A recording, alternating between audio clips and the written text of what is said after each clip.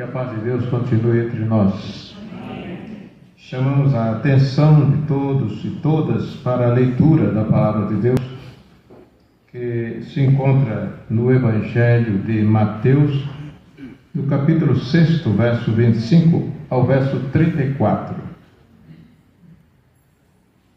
Evangelho de Mateus, capítulo 6, do verso 25 ao verso 34. Vamos fazer essa leitura alternadamente e eu convido a igreja para colocar-se em pé para essa leitura alternada do Evangelho de Mateus. A ansiosa solicitude pela vida. Por isso vos digo, não andeis ansiosos pela vossa vida, quanto ao que haveis de comer ou beber, nem pelo vosso corpo, quanto ao que haveis de vestir. Não é a vida mais do que o alimento, e o corpo mais do que as vestes? Observai as aves do céu, não semeiam, não colhem, nem ajuntam em celeiros, contudo, vosso Pai Celeste as sustenta. Porventura, não valeis vós muito mais do que as aves? Qual de vós, por ansioso que esteja, pode acrescentar um côvado ao curso da sua vida? E por que andáis ansiosos quando ouvis falar? Considerai como crescem os lírios do campo, eles não trabalham nem viam. Eu, contudo, vos afirmo que nem Salomão, em toda a sua glória, se vestiu como qualquer deles. Ora, se Deus veste assim a erva do campo, que hoje existe e amanhã é lançada no forno, quanto mais a vós outros, homens de pequena fé. Portanto, não vos inquieteis dizendo: que comeremos, que beberemos, ou com que nos vestiremos? Porque os gentios é que procuram todas essas coisas, pois vossos pais celestes sabem que necessitais de todas elas. Buscai, pois, em primeiro lugar o seu reino e a sua justiça, e todas estas coisas vos serão acrescentadas. Portanto, não vos inquieteis com o dia de amanhã, pois o amanhã trará os seus cuidados. Basta ao dia o seu próprio mal. Amém. Palavras de salvação. Poder sentar. Há acho que meses atrás, não sei, eu falei aqui sobre a pressa que nem sempre é inimiga da perfeição. Não sei quantos se lembram disso. Eu também não lembro em que época foi, mas lembro que preguei a respeito disso, né? Que normalmente se diz que a pressa é inimiga da perfeição. E naquele dia, eu então falei que nem sempre a pressa é inimiga da perfeição. Por exemplo, quando eu tenho que pedir perdão para alguém, ou que perdoar alguém, quanto mais pressa, melhor. Mas esse é um dos destaques daquela pregação. Hoje, levando a questão de cuidado com o jeito apressado de viver. O texto de Mateus é uma narrativa sobre os ensinos de Jesus que ele usou para, naquele momento do Sermão do Monte, orientar os seus discípulos e também as multidões que estavam ao seu redor. Nesse sermão, entre outras coisas, Jesus fala sobre um jeito apressado das pessoas viverem. E o título do texto é A Ansiosa Solicitude pela Vida. Quando a gente fala em solicitude, o que é solicitude, né? É assim, o ansioso cuidado pela vida. Ou então, a ansiosa preocupação pela vida. O que nos chama a atenção é a questão da ansiedade, que antecede o cuidado. Então, se primeiramente eu estou com excesso de cuidado, se eu estou ansioso em relação às coisas que eu tenho que fazer, a ansiedade nos deprime. A ansiedade pode nos levar até a depressão. A ansiedade. E vejam que Jesus já naquele tempo ele falava sobre esse assunto. Ele toca nesse assunto, que é um assunto atual. É um assunto atual. A questão da ansiedade, que deprime, que derruba, que machuca, que agride e que pode nos jogar no chão. Ansiedade. Então, nessa preocupação de Jesus, é interessante que ele chama a atenção dos seus ouvintes para dizer que, apesar de estarem num mundo muito mais calmo do que o nosso hoje, ele reconhecia entre os seus ouvintes pessoas que estavam ansiosas. Jesus reconhece entre os seus discípulos homens que estavam ansiosos. E o grande problema aqui não é nem o problema da pressa, é o problema da ansiedade. Estava numa viagem e caiu às minhas mãos uma revista de bordo. Nessa revista de bordo tinha um artigo interessante que me chamou a atenção, que era sobre o novo jeito de viver na atualidade. E o articulista, Dr. Mário Maranhão, um famoso cardiologista, escreveu sobre o estilo de vida hoje. E ele disse que o estilo de vida do ser humano hoje, na atualidade, piorou muito, piorou gravemente. E esse estilo de vida que piorou tanto, ele é responsável por 50% dos casos de doenças cardiovasculares, doenças do coração. E ele chama a atenção dizendo que desses 50% das pessoas que sofrem com problemas de coração, estão envolvidas essas pessoas com ansiedade e estão envolvidas com um jeito apressado de viver. Isto é, como que as pessoas comem hoje. E as pessoas não têm tempo para mastigar muito, que estão apressadas. Agora, com a nova dieta, estou comendo cereais todo dia, mas é meio complicado. Você tem que mastigar tudo, senão você engole pedra, né? Então tem que mastigar. E hoje eu pus uma colherada daquele cereal na boca e eu digo, quero ver quanto tempo eu vou levar para uma colherada. Deu 20 mastigadas. Acreditemos aí uns 20 segundos, não? Mas se eu estou com pressa, eu vou engolir ou não vou comer esse alimento.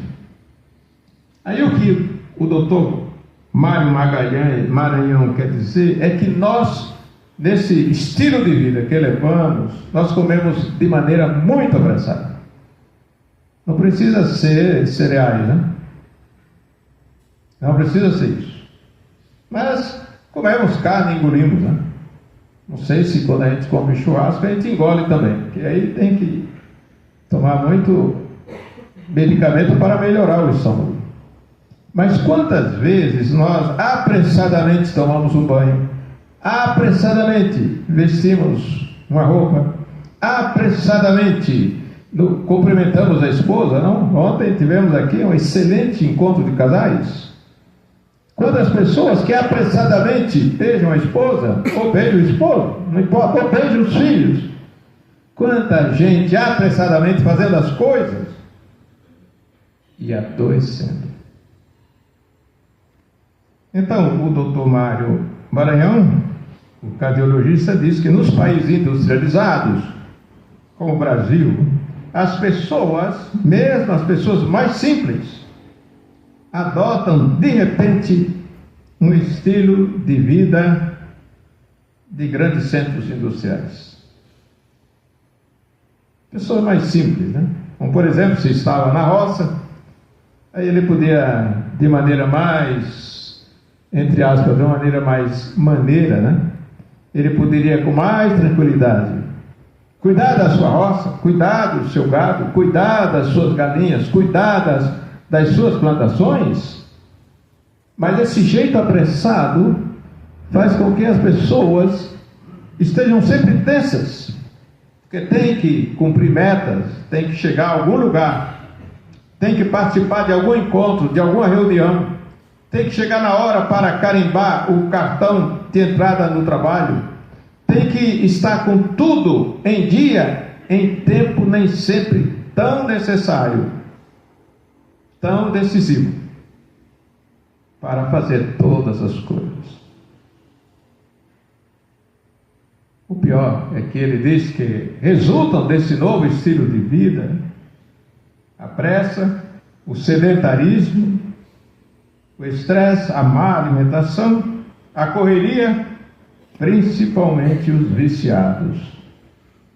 Há coisas que nos têm levado, com esse novo jeito de viver, a um novo jeito de morrer.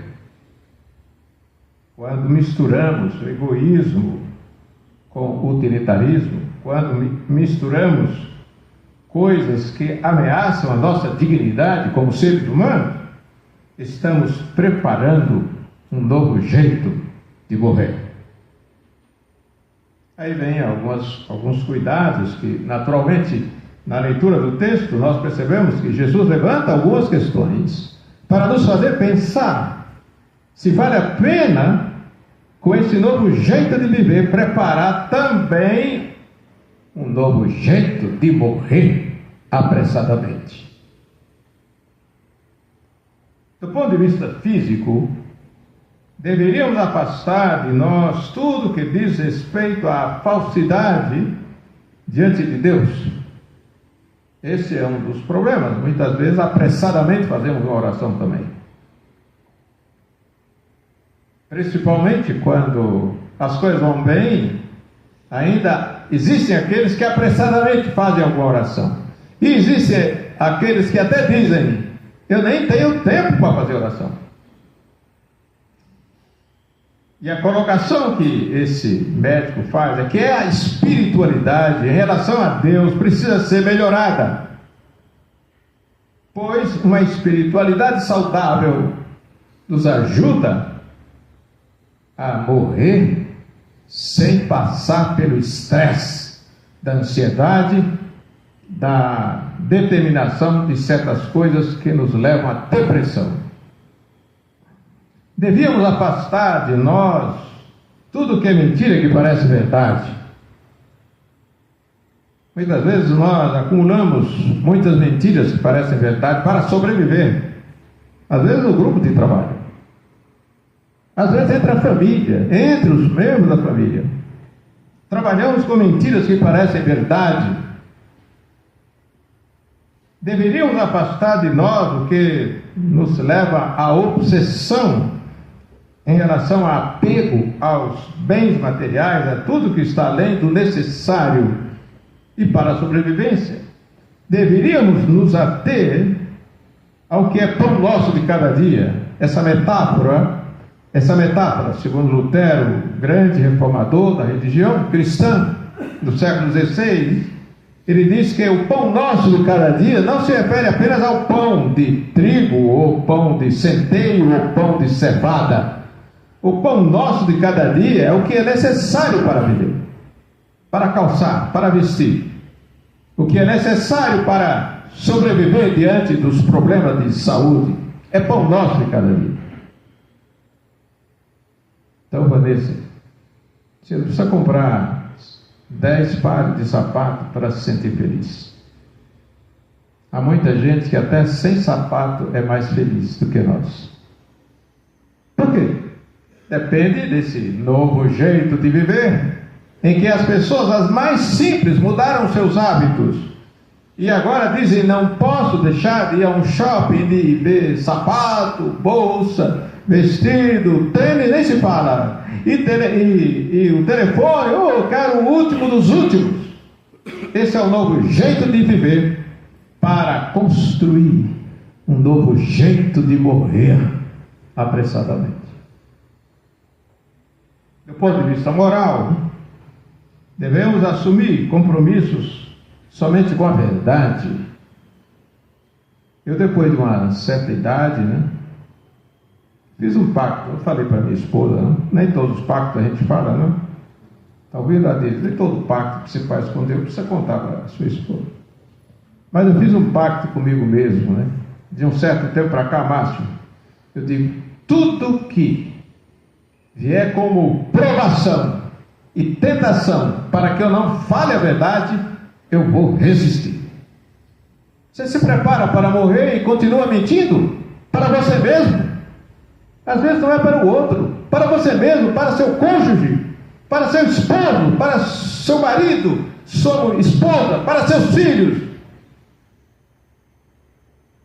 Devemos viver sem ênfase em valores que são superficiais, se acabam logo. Beleza, por exemplo, acaba logo. Eu era bem mais bonito do que sou hoje, não? Acreditem nisso. É uma questão de fé, não é? Eu era muito mais bonito que hoje. Tinha muito cabelo na cabeça, não tinha careca, não. Sempre fui assim meio enfesado. Mas essa boniteza, como diz no Nordeste, passou. Como passa a boniteza de todo mundo, a beleza de todo mundo, vai passar. As rugas vão chegar e as veias grossas nas pernas vai aparecer. Ontem mesmo aqui no encontro isso foi martelado. Lembrem-se, a barriga vai crescer, Marcos, não vai ficar assim bonitinho não. Então, viver sem ênfase em valores que acabam não vale a pena. É construir um novo jeito de morrer. Do ponto de vista social, resistir à vontade, por exemplo, de ter um corpo produzido. Um dia meu filho chegou e disse, então pai, eu me arrependi do que eu fiz. O que é que você fez? Se arrependeu tanto? Ele está perdendo o cabelo na cabeça também, não? Não está como eu, mas já está ficando. Vai chegar lá, vai ficar até mais do que eu, não? Não é profecia. Eu fui fazer um implante, foi pura enganação. Não deu nada certo.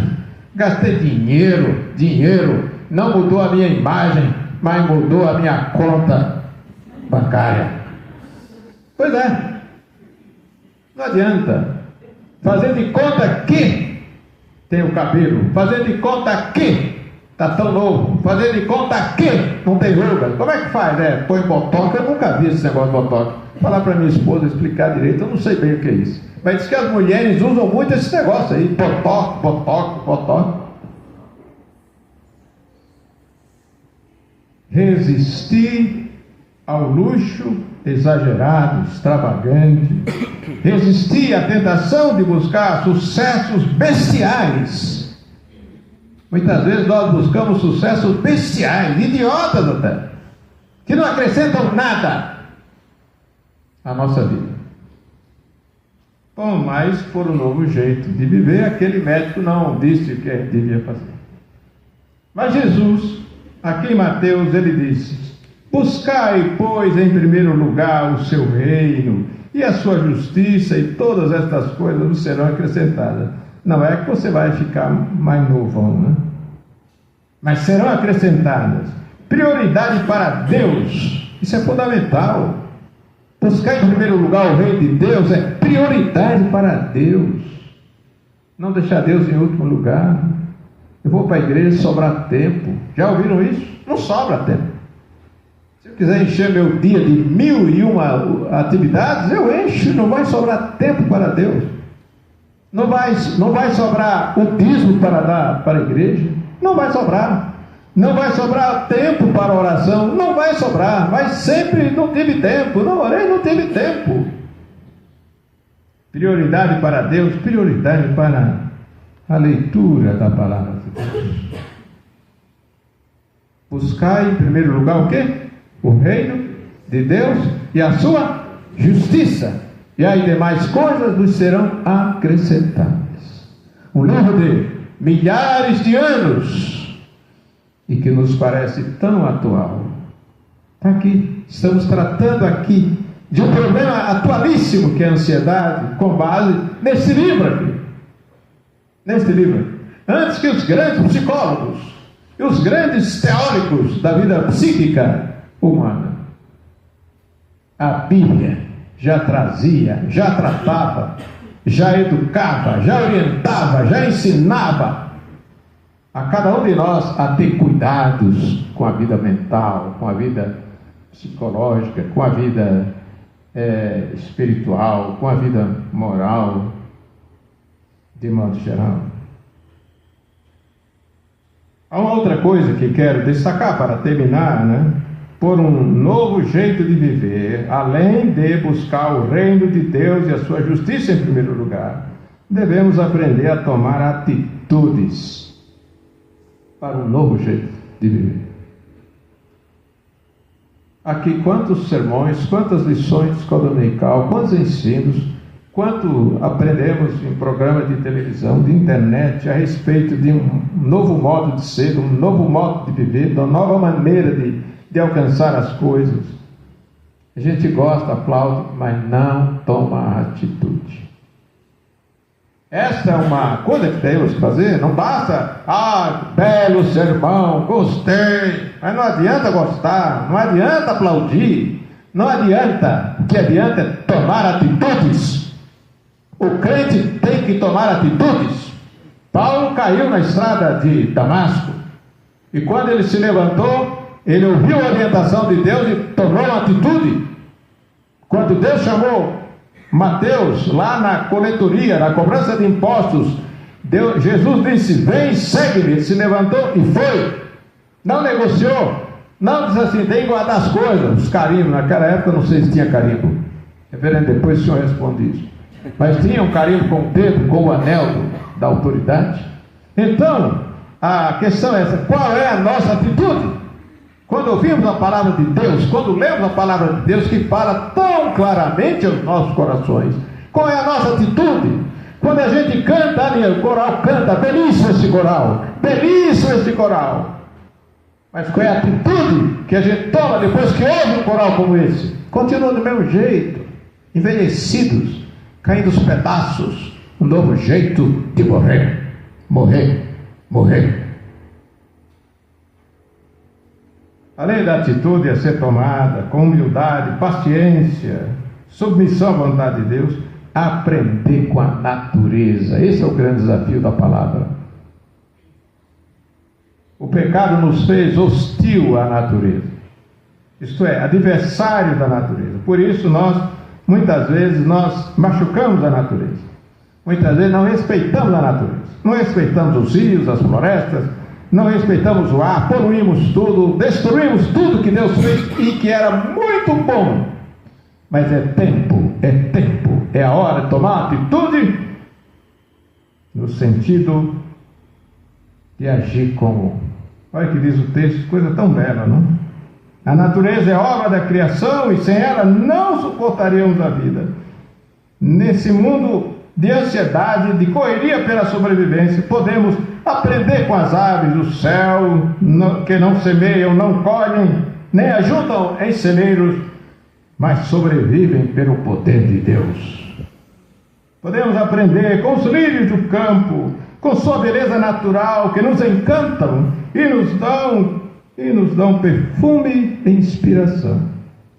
Admitamos em síntese que a criação de pássaros, flores, rios, sol e lua, nada lhes falta, assim como no deserto não faltou para os peregrinos nem o maná, nem as cordonizes. O mesmo Deus do deserto é o mesmo Deus deste tempo no deserto árido da vida humana. Portanto, não queiramos e devamos ter uma vida ociosa. Então vamos fazer como os passarinhos, né? Uma vida ociosa. Não é isso que estamos falando. Estamos nos referindo à necessidade de olharmos o trabalho com um novo olhar. Aprendi com você, Luciano, quando entrávamos aqui no templo, você me falou do seu trabalho. E você me falou que passou a ver o seu trabalho com um novo olhar. Não é rejeitar o trabalho, não quero trabalho, maldito quem inventou o trabalho. Não, é um novo olhar, um novo desafio, uma nova perspectiva de vida para morrer de maneira não apressada, mas de acordo com a vontade de Deus.